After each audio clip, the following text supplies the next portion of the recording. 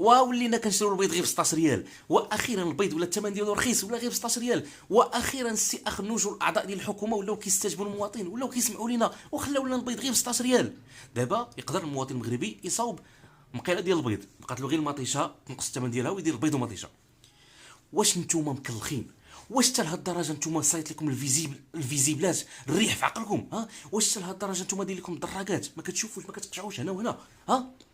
اولا وقبل كل شيء، البيض ماشي ولا رخيص، البيض غير رجع للثمن الاصلي ديالو. الثمن الاصلي اللي كان شحال هذه سنين كنا كنشريو غير ب 16 ريال ولا 14 ريال. البيض ما رخاش. وقتاش نقدر نقول لك البيض ولا رخيص؟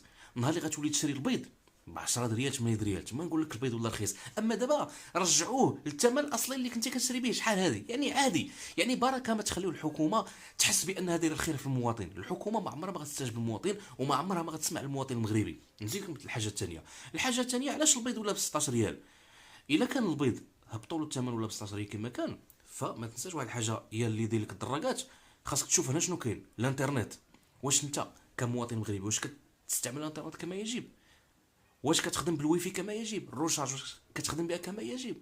البوطه باقا كدير لك كيما شحال هادي؟ ولا هي زادوا عليك في البوطه دابا الثمن كل عام كيزيدوا 10 دراهم، ونقصات البركه ديال البوطه. وليتي البوطه ما كتكملش لك 25 يوم، ما كتكملهاش كيما شحال هادي كنا كنضربوا فيها اكثر من شهر. دابا 25 يوم خصك تعاود تمشي تعمر البوطه. زيد الماء والضوء. الماء والضوء مره كيزيدوا لك واحد السنتيمات. المناطق ديال برشيد، شي مناطق في المحمديه، بن سليمان، سيدي قاسم، كيقطعوا عليهم الماء والضوء بالايام، ماشي حتى بالسوايع، ماشي حتى 4 سوايع 5 سوايع. يقدر الماء والضوء يتقطع يومين 3 ايام 4 ايام. كيزيدوا في شي باش ينقصوا في شي. هذه هي السياسه ديال الحكومه ديالنا.